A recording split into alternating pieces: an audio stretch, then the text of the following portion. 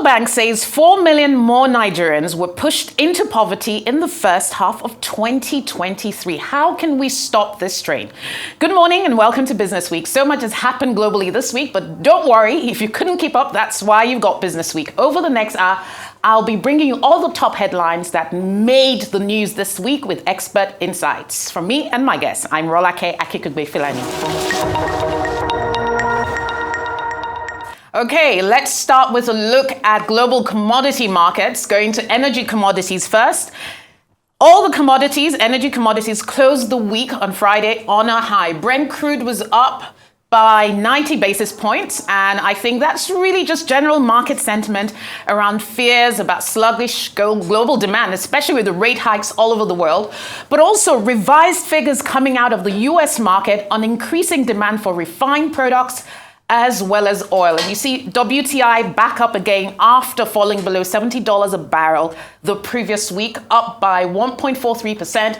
And of course, natural gas up and gasoline up.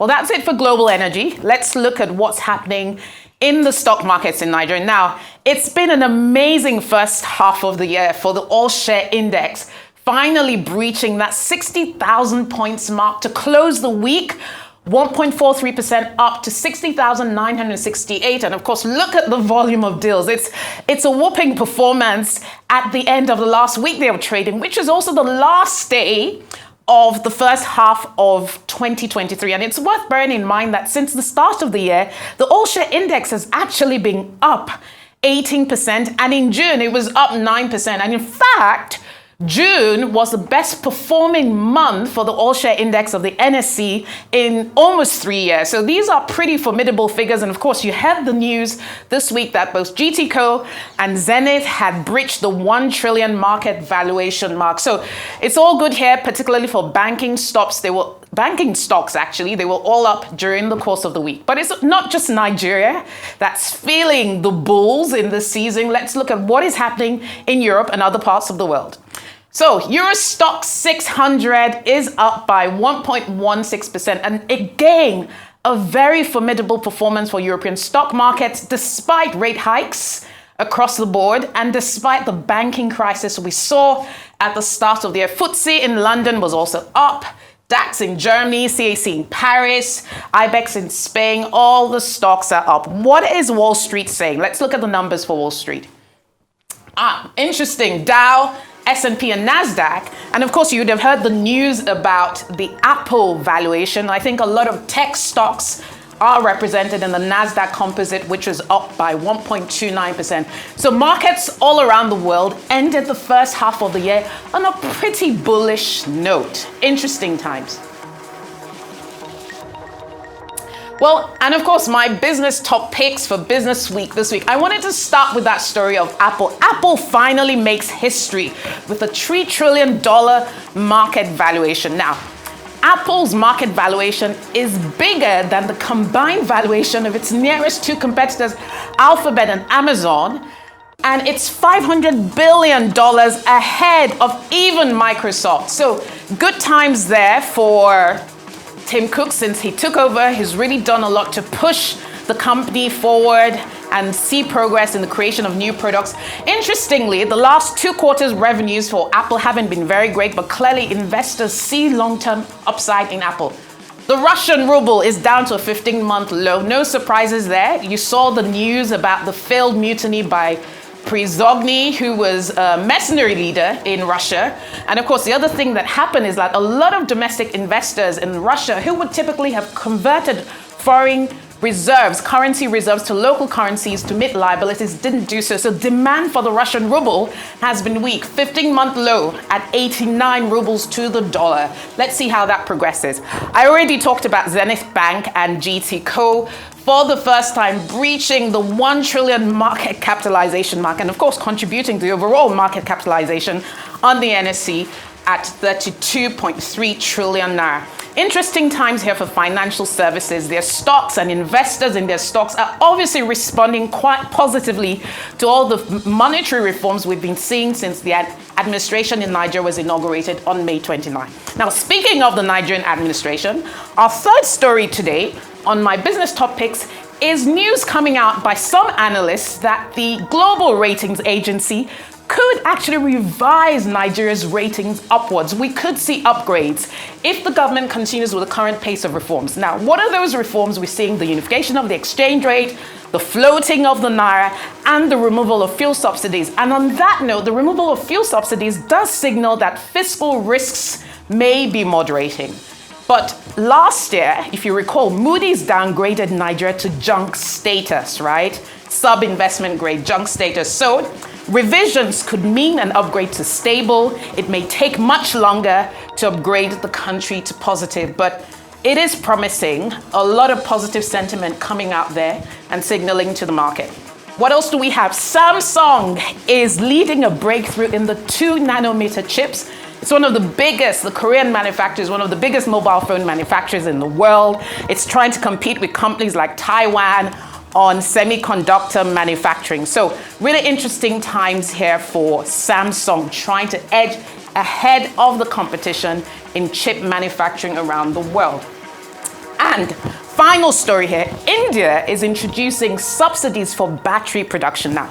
We always talk about subsidies around the world, but most economists agree that subsidizing production is a much better option than subsidizing consumption.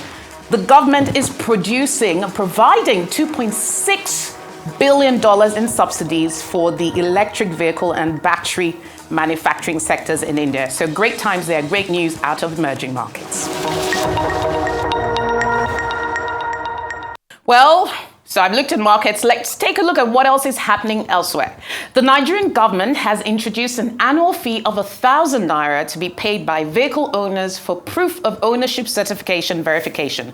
Permanent Secretary of the Lagos Ministry of Transportation, Abdul Hafiz Toriola, made the announcement at a press conference during the week. He says the certificate will help vehicle owners and the government to guarantee the integrity of all vehicles registered on the National Vehicle and Identification Scheme database and track car theft and recovery of stolen vehicles. Interestingly, I was just talking to someone outside about stolen vehicle parts. According to Toriola, Lagos State will commence the collection of the fee for motorists beginning from July 2023. Now, this is really somber news. The World Bank has disclosed that no fewer than 4 million Nigerians were pushed into the poverty trap in the first 6 months of this year, with another 7.1 million more expected to join if properly targeted measures are not taken to manage the impact of the fuel subsidy removal. According to the World Bank, compensating transfers will be essential in helping to shield households from the initial price impacts of the petrol subsidy reform. The bank made the disclosure in Abuja yesterday during the launch of the Nigeria Development Update and stated that the recent removal of petrol subsidies and the foreign exchange reforms were critical steps towards addressing long-standing macroeconomic challenges. Now, in celebration of the 2023 World Micro, Small and Medium Enterprises Day, which was June 27, Nigeria's Vice President, Kashim Shettima, stated that the federal government will facilitate swift access to single-digit interest loans for small businesses in the country. According to the Vice President, this was in recognition of the negative impact of the fuel subsidy reforms on MSMEs, adding that the government will take measures to address the situation.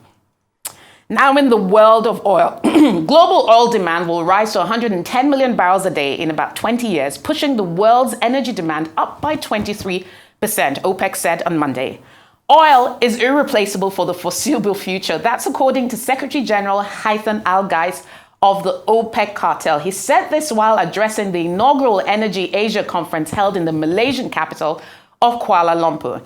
In the world outlook, we see global oil demand rising to 110 million barrels a day by 2045, he said, adding that oil would still make up about 29% of the energy mix in the world.